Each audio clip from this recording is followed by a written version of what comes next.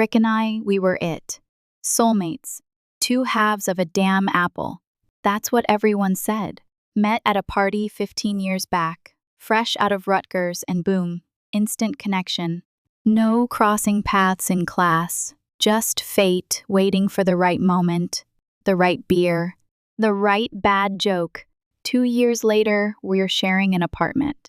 A year after that rings, 2 boys, Will and Robert, a house with a swing set, the whole damn shebang. I was a goddamn designer. Yeah, packaging design. Casual Creations was where I spent my days. Rick? He was. Rick. Supportive. The kind of husband who brought you coffee in bed even when you'd been a complete bitch the night before. But things shifted. My career blew up. Long hours, late nights, that constant feeling of needing to prove myself. The house felt emptier. Rick was patient. God, he was always patient, but I saw the cracks. Little ones, hairline fractures in the damn foundation. Judith, another late night? He'd ask, that familiar worry etched on his face. Just wrapping up this project, honey. It'll be worth it. I promise. Promises. I was damn good at making promises. Keeping them? That was a whole other story. I told myself I could juggle it all. Career, kids, husband. I was Judith Proctor, superwoman in a pencil skirt. I could have my cake and eat the damn thing too. 40. That number loomed. 40 years old. A milestone, a marker, a goddamn warning. I still turned heads. Tall, blonde, still squeezed into my pre-baby jeans. A flicker of panic always chased those thoughts. Was I fading? Packing for San Diego, that's when it really hit me. Another trip? Another reward from Dalton Industries for a successful project launch. 3 damn days away from my family. Rick hated it. I could see it in his eyes. That quiet disappointment, that simmering resentment. Judith, really? Again? He'd said last week, his voice tight. It's a good opportunity, honey. It's just a quick business trip. I'd worked my damn ass off to convince him. Finally, a reluctant nod. But those eyes, they followed me. Packaging design. That's what I did. And I was good at it. Casual Creations was a launching pad for me. My recent project? Huge success. But the hours, they ate away at everything. That night, making dinner, I thought about last night with Rick. The lovemaking, it was intense. Almost desperate. More passionate than usual. Like we were trying to patch something up. Seal a crack before it shattered. I tried to focus on tonight. Make it special. Before I left, before everything went to hell, dinner was on schedule. Rick and the boys walked in, all noise and chaos. Will, nearly 9, a damn tornado of energy. Robert, 7, quiet, observant, a little too serious for his age. They balanced each other, those two. My 2 boys. My world. Rick! He walked in behind them. I kissed him, felt the tension in his shoulders. He relaxed a little, but something was still there. A shadow. You don't have to go, you know, he said, looking straight into my eyes. We all want you to stay. It's too late now, I said, trying for a light tone. It's just a quick business trip. Another hug. But he stepped back, headed for the powder room. Dinner was loud, the boys chattering about school projects. Will wanted to build an erupting volcano for the science fair. Robert, something unique. Rick let them go on, that soft smile on his face. He loved those boys. I knew he did. Time to pack. I'll help, Rick said, his voice tight. No, I got it. You relax. I'll be down in a bit. Packed. Ready. I hugged the boys tight, kissed them, sent them off to play. I turned to Rick. I'll miss you all. It's just 3 nights. You'll pick me up Wednesday, right? He nodded. That smile again. Don't worry. It's all set. You go enjoy yourself. That darkness again. In his eyes. Before I could say anything, a car horn blasted. That's Rachel. Gotta go. A quick hug, a quick kiss. I grabbed my bag and headed out. I glanced back. Rick was already gone. Inside! A chill ran down my spine. It's just my imagination. Rachel, my friend.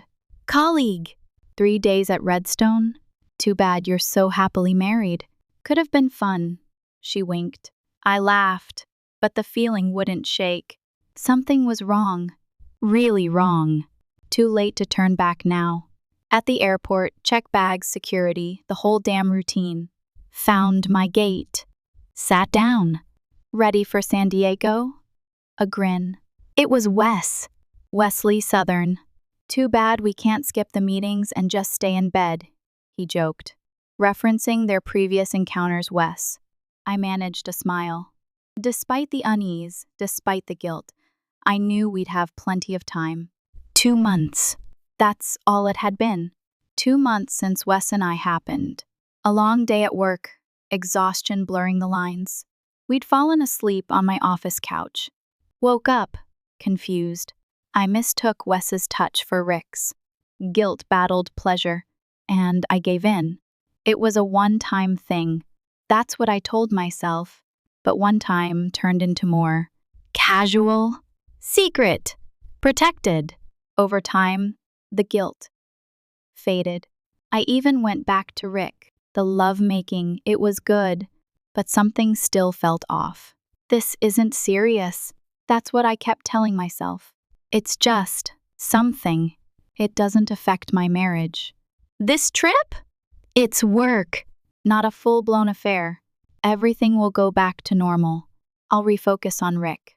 This first section is laying the groundwork. We're feeling Judith's growing unease, her internal justifications, and the subtle changes in her relationship with Rick. It's building towards that moment of crisis.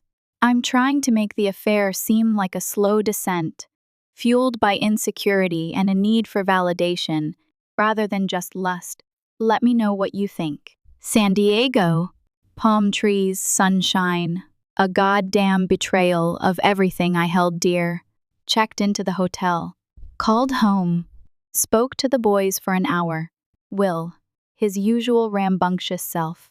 Robert, more reserved. But when I asked for Rick, they said he was upstairs. Then a quick goodbye. A click. What the hell was that? Why was Rick so eager to get rid of me? Did he suspect? I pushed the thought away. Guilt. That's all it was. Guilt making me paranoid. Met Wes for dinner. He was attentive, too attentive, like he was trying to make up for something.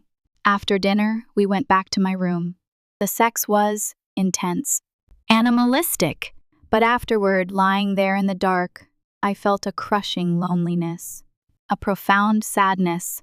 Repeating no, no, no, drenched in sweat, I got up and stood in the shower, trying to wash away the feeling, wash away the guilt, wash away the shame. The next 3 days blurred. Meetings, presentations, forced smiles, nights filled with sex with Wes. It had always been exciting, the thrill of the forbidden. But now, it felt routine. The thrill faded, leaving only emptiness. By the end of the trip, we both knew. It was over. We agreed to end it. On good terms. As if there were such a thing after an affair. I was desperate to go home. Desperate to see Rick. Desperate to pretend none of this had ever happened. But I couldn't reach them. The last 2 nights, my calls went unanswered. Only the answering machine. A cold, robotic voice repeating its endless loop. At the airport, I tried Rick's office. No answer. Left a message. A desperate plea for him to pick me up. Boarded the plane. Wes made some joke about joining the Mile High Club. I ignored him. Sleep. A fitful, anxious sleep filled with nightmares. Kennedy Airport. Landing. Wes stayed behind. I headed to baggage claim, expecting Rick. Instead, a man holding a sign with my name. He said he was sent to pick me up. Rick's just busy. That's what I told myself. I agreed. Got into the limo. Called Rick again. Voicemail. Panic started to creep in. The drive was endless. Each failed attempt to contact Rick a hammer blow to my fragile composure. Finally, the house. Dark. Deserted. Before I could get out, the driver handed me an envelope. Judith Proctor. Rick's handwriting. My heart hammered against my ribs. I grabbed my bag and rushed inside. Silence. The house was too damn quiet. Lights on downstairs, but no one there. I searched every room. Empty. Upstairs. Our bedroom. Everything seemed normal.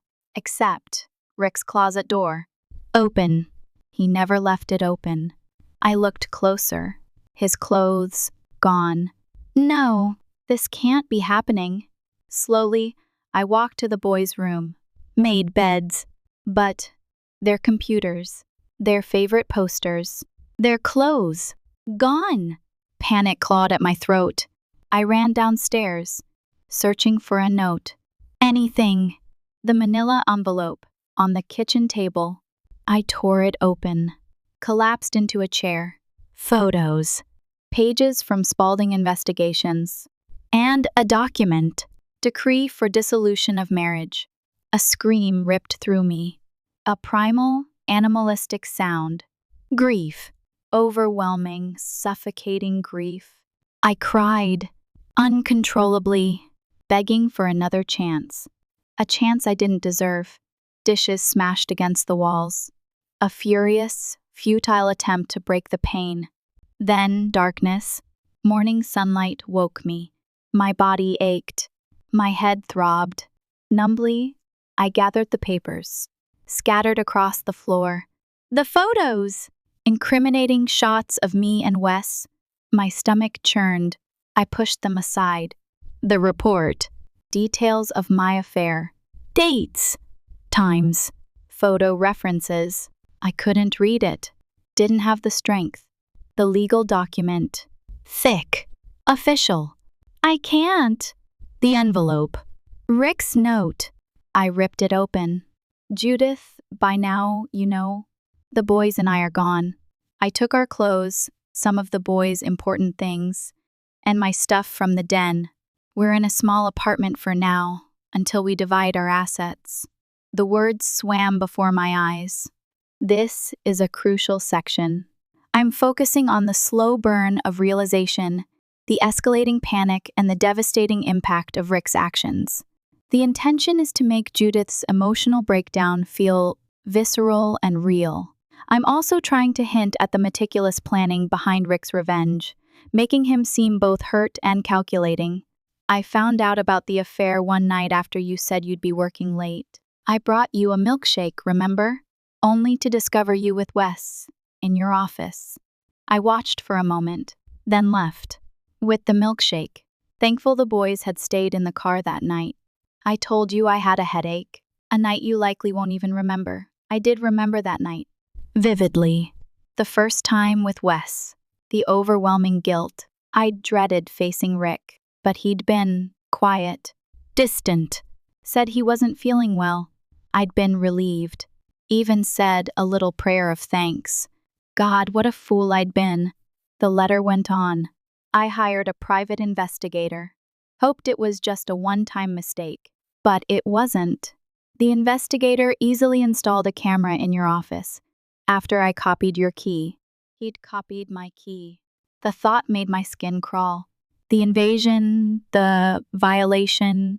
I couldn't look at many of the photos, though you seemed to be enjoying yourself with Wes. When you mentioned the business trip, I'd already planned to move out while you were gone. I learned Wes was joining you, though you lied about who would be there. He knew. He knew everything. I'm angry, Judith. Betrayed. Not just by the affair, but by the deliberate deception. I could have forgiven a single mistake, but not a planned betrayal. A single mistake. Was that even true? Could he have forgiven a single mistake? Or was I just clinging to a fantasy? My lawyer will contact you soon. I hope we can settle custody and visitation peacefully. Though I no longer love you, I want the boys to stay in their home. Home. Our home. Now just a shell. An empty space filled with ghosts. We have nothing more to discuss. I'm done with you. Done. Just like that. 15 years. 2 kids. Erased. I understood then. The fear, the dread, it was my conscience, trying to warn me. But it was too late. Rick was gone, and I'd lost everything. The letter slipped from my grasp. I stumbled to the sink, vomited, again and again, then back to the table. The photos, mocking me. The report, a cold, clinical record of my betrayal. The legal document, a death sentence for my marriage. I sat there, numb, empty. Hours passed. The sun climbed higher in the sky. The house remained silent. Finally, I stood, showered, dressed. Mechanically, I had to find them. I drove to Rick's office. Locked. Drove to his favorite restaurant. No sign of him. Drove to the park where we used to take the boys. Empty. He was gone. Vanished. Back at the house, I picked up the phone, dialed Rachel's number. Judith? What's wrong? I choked back a sob. He's gone, Rachel. Rick's gone. He took the boys. What? What happened? I told her everything. The affair. The letter. The empty house. Silence. Then a whispered, "Oh, Judith, I'm so sorry. Can you come over?" Of course. I'll be there in an hour. Rachel arrived with wine and tissues. She listened, held my hand, offered words of comfort. But nothing could fill the void. You need a lawyer, she said finally. A good one, I nodded, numbly. The next few days were a blur of legal meetings, tearful phone calls, and sleepless nights. Rick's lawyer was ruthless, demanding, "Mr. Proctor is seeking full custody of the children," he said, his voice cold. Full custody? But I'm their mother, Miss S. Proctor's behavior has demonstrated a lack of judgment and responsibility. Mr. Proctor believes it is in the best interests of the children to reside with him.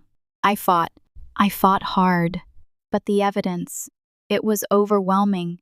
The photos, the report, my own confession. The judge granted Rick temporary custody. Pending a full hearing, I could see the boys. Supervised visits. Once a week? It wasn't enough. I spiraled. Work became impossible. I couldn't concentrate. I made mistakes. Clients left. The business started to crumble. I drank too much. Tried to numb the pain. One night, I woke up on the floor, disoriented, bruised, with only vague memories of the night before. I'd hit rock bottom. This is intended to be a powerful and heartbreaking section. I'm emphasizing Judith's despair, her helplessness in the face of Rick's actions, and her rapid descent into self-destructive behavior. I also wanted to highlight the cold, calculated nature of Rick's revenge through the actions of his lawyer. The ending is designed to be a gut punch, leaving the reader wondering if Judith will ever recover. That morning, lying on the floor, the taste of stale liquor in my mouth, I knew. I couldn't keep going like this. I was destroying myself, and I was hurting my sons. They deserved better. I crawled to the phone, dialed a number I hadn't called in years. Mom. Judith? What's wrong? Her voice instantly worried. I broke down. Sobbing, I told her everything. The affair. The divorce. The loss of my sons. The drinking. Come home, honey, she said. Let me take care of you. I couldn't. I couldn't run away. I had to face this. I had to fight. I can't, Mom. But, can you come here? Just for a little while? She arrived the next day. Strong. Supportive. She cleaned up the house. Made me eat. And she listened. Without judgment. You made a mistake, Judith, she said finally. A big one. But you're not a bad person. You can get through this. Her words were a lifeline. I started going to therapy. Doctor. Cheryl Hopkins, a kind, patient woman with a no-nonsense approach. "You need to understand why you did what you did," she said during our first session. "You need to confront your demons." It was a long, painful process, digging into the past, unearthing buried insecurities, facing the truth about myself. I'd been chasing something. Validation, excitement, a feeling of being seen, but I'd been looking in the wrong places. I started taking medication, antidepressants. They helped. They took the edge off the darkness. Slowly, I started to climb out of the abyss. I attended AA meetings. I found support in others who had made mistakes, who were struggling to rebuild their lives. I spent time with my sons. Supervised visits were still difficult, but I cherished every moment. I tried to be present, to listen, to show them I loved them. "Mom, are you okay?" Will asked one day. "I'm getting better, honey," I said, squeezing his hand. "I promise." I quit drinking. Cold turkey. It was hell, but I did it. I started exercising, running, swimming, anything to clear my head. And I started thinking about work, about the business I'd let fall apart. I needed something to focus on, something to give me purpose. I called a few former clients, apologized for my behavior, asked for a second chance. Some said no, but a few said yes. I started small, working from home, rebuilding my reputation. It was hard, damn hard, but I was determined. I had something to prove. To Rick, to my sons, but most importantly, to myself. Over time, things started to improve. The boys started spending more time with me. Weekends? Holidays. Rick started to thaw. A little. He saw I was making an effort, that I was getting my life back on track. He even started to talk to me about the boys, about school, about sports. It wasn't easy. There was still pain, still resentment, but we were co-parenting for the sake of our sons. One day, Rick called, "Judith, the boys have a school concert next week. I was wondering if you'd like to sit with us." I hesitated, then took a deep breath. "Yes, Rick, I'd like that."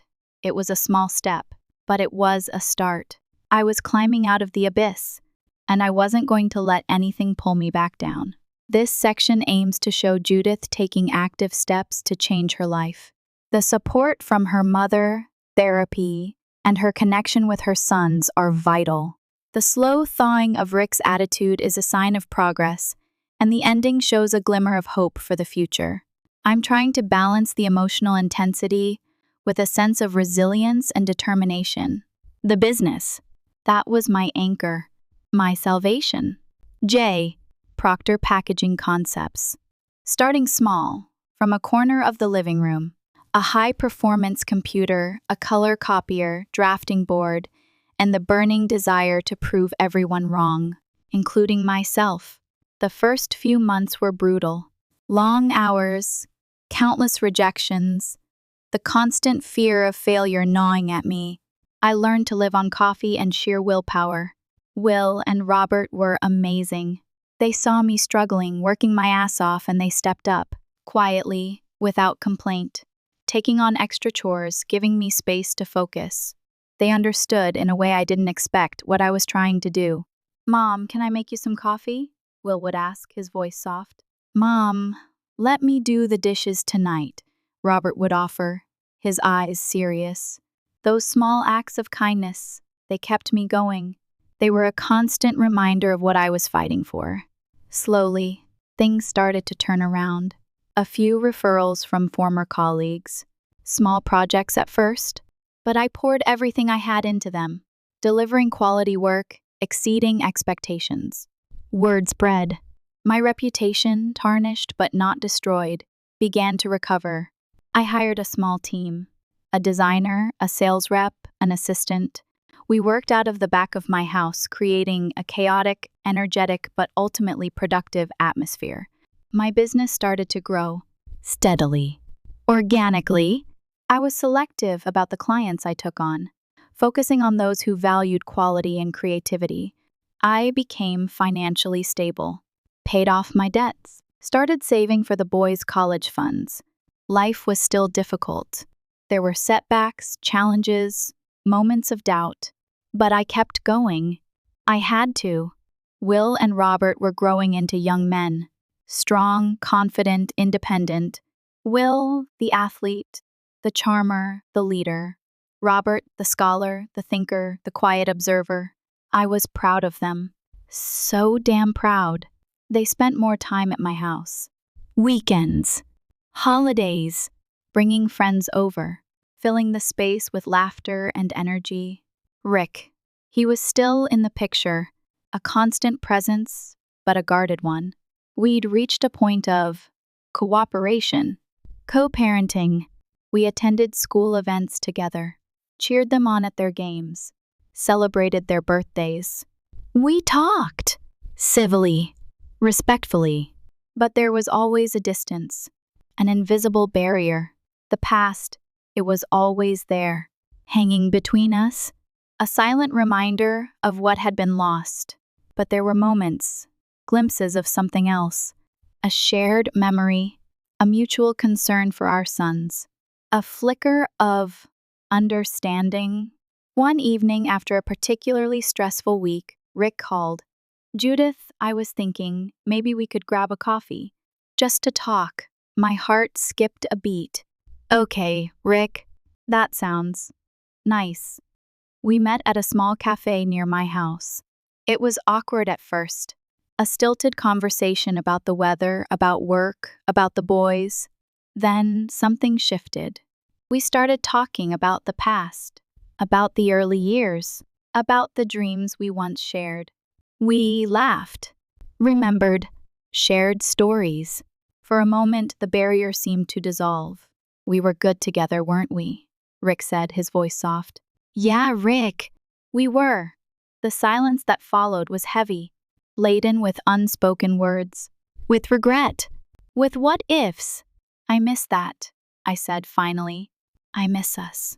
Rick looked at me, his eyes sad. I know, Judith. I do too. But that was all he said. We finished our coffee, said goodbye, and went our separate ways. The moment was fleeting, but it stayed with me. A reminder that even after everything, there was still something. Not love, not forgiveness, but a connection, a shared history, a bond that couldn't be completely broken. I was building a new life. A good life. But a part of me would always be haunted by the ghost of what could have been. This section shows Judith succeeding in her career and establishing a stable co-parenting relationship with Rick. However, the underlying sadness and regret are still present. The coffee meeting highlights the lingering connection but also reinforces the idea that a full reconciliation is impossible. I wanted to show growth and progress without glossing over the lasting impact of her actions. Years flew by, faster and faster, it seemed. Will and Robert were no longer boys. They were young men, on the cusp of adulthood. Will, a star basketball player, tall, athletic, with a natural charisma that drew people to him. He had a scholarship offer to Ohio State, a dream come true. Robert, a brilliant student, quiet, introspective, with a sharp intellect that impressed everyone he met. Harvard was calling his name. I was so proud of them, watching them grow, achieve their goals, become the men I knew they were destined to be. It was the greatest joy of my life. My business continued to thrive. J. Proctor Packaging Concepts had become a respected name in the industry. I had a loyal team, a steady stream of clients, and a comfortable income. I was invited to industry events, charity galas, community gatherings. I was successful, respected, alone. Dating? I'd tried a few times, but nothing clicked. No one measured up. No one understood. I was still haunted by Rick, by what I'd lost, by the guilt that lingered like a shadow. Rick and I, We continued to co-parent, attending graduations, cheering at games, celebrating holidays. The distance between us, it had lessened. We were more comfortable in each other's presence. We could laugh, reminisce, even share a few private jokes. But the past was still there, a silent, unspoken barrier. One day, Will came to me. Mom, Dad, seeing someone. My heart clenched. Who? Her name is Leslie. She's nice, I guess. Leslie. The name stung. Another woman. In Rick's life. In our life? I tried to be happy for him. I really did. He deserved to be happy. He deserved to find someone. But it hurt. More than I expected. A few weeks later, I saw them. At Will's basketball game. Rick and Leslie. Smiling. Laughing. Holding hands. I forced myself to be polite. To say hello. To congratulate them. But inside, I was crumbling. That night, I cried. Alone in my room. Mourning the life I'd lost. The family I'd destroyed. I realized then that a part of me had always held out hope. A small, secret part that believed somehow, someday, Rick and I would find our way back to each other. But it was a fantasy, a delusion.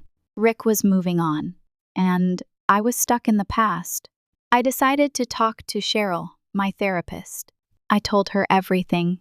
About Will's news, about seeing Rick and Leslie, about the pain and the regret. You need to let go, Judith, she said gently. You need to accept that the past is the past. You can't change it. You can only learn from it. She was right. I knew she was right. But letting go, it was the hardest thing I'd ever done. I started focusing on myself, on my business, on my sons. I volunteered in the community. I took up new hobbies. I tried to fill the void. And slowly, gradually, the pain began to fade. The guilt, it didn't disappear, but it became manageable. I learned to live with it, to accept it, to let it remind me of the mistakes I'd made, and to use it as a motivation to be a better person. Rick and Leslie, they stayed together for a few years. I saw them at family gatherings. They were civil, cordial, but I could see the distance, the lack of genuine connection. Eventually, they broke up. It just didn't work out, Rick said when I asked, his voice flat. I didn't press him.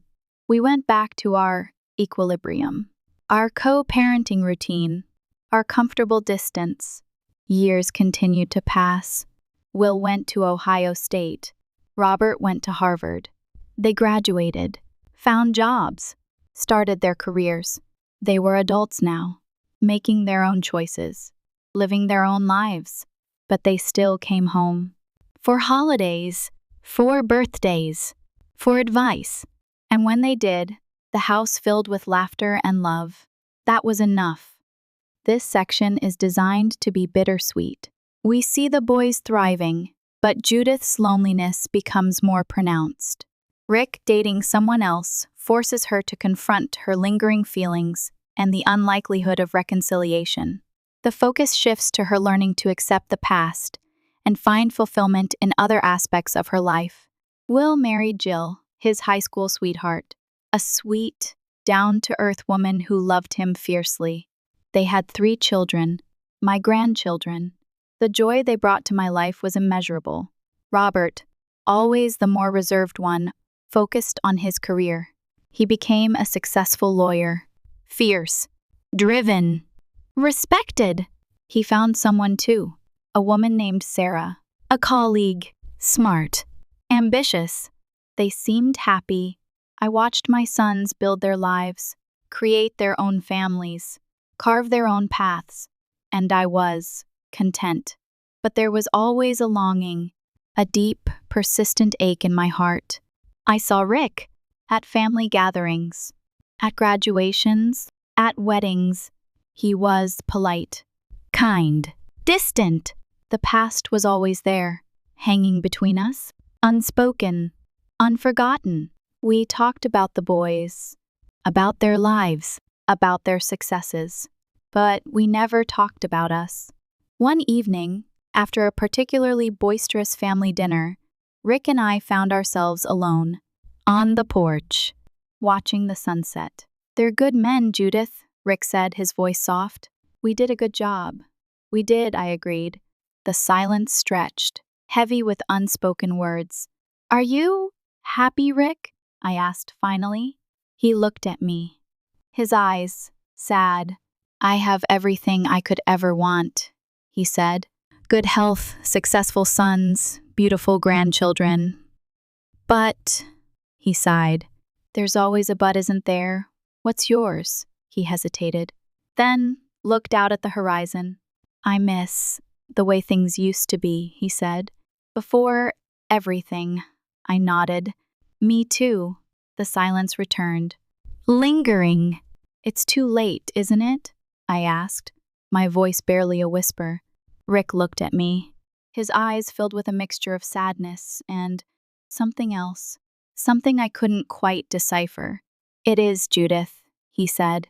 "It's too late." He stood. "I should get going." "It was good to see you. You too, Rick." He walked away, leaving me alone on the porch. With the setting sun and the weight of my regrets, years continued to pass. I sold my business, retired, started traveling, volunteering, trying to find new ways to fill my time. But nothing filled the void. I was alone. And I knew deep down that I would always be alone. I had made my choices, and I was living with the consequences. One day, I received a phone call from Will. "Mom, Dad's in the hospital." My heart stopped. What happened? He had a stroke. I rushed to the hospital.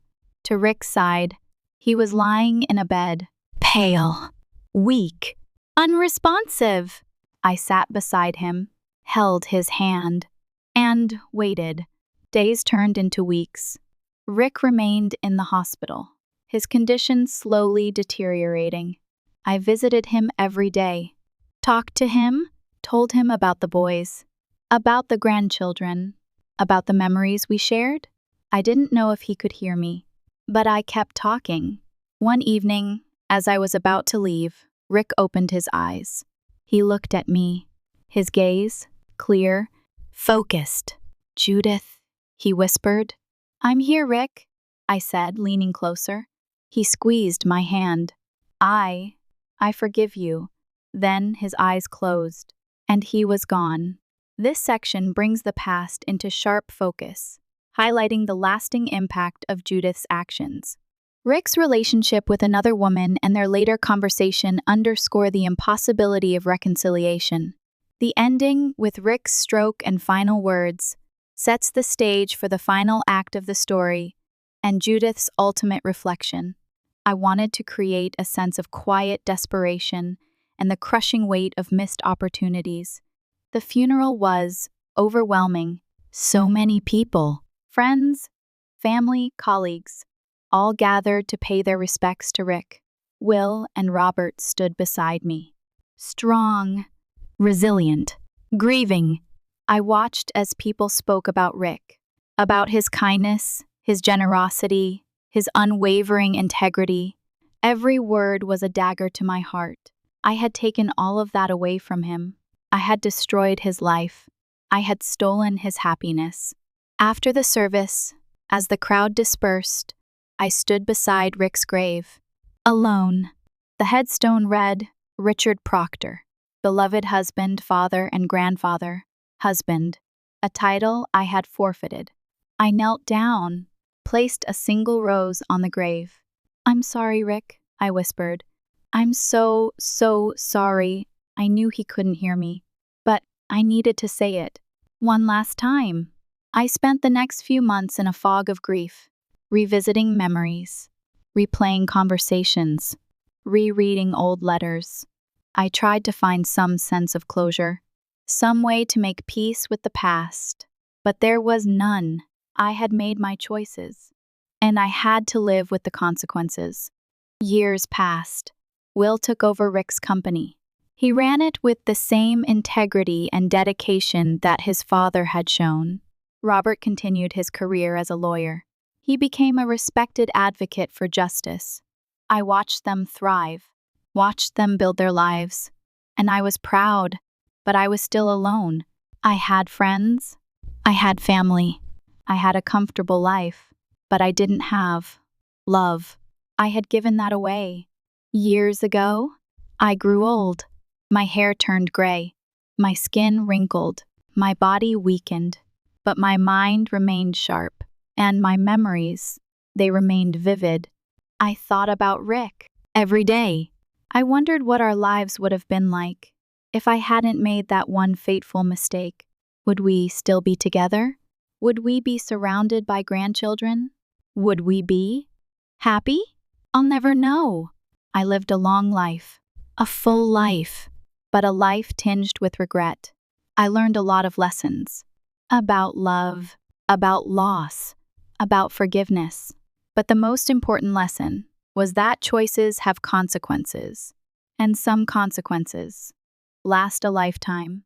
I sat on my porch, watching the sunset, the same sunset Rick and I had watched years ago. The sky was ablaze with color, a beautiful, breathtaking sight, but all I could see was the darkness of my regret. And as the sun dipped below the horizon, I closed my eyes. And I remembered Rick, and I wept.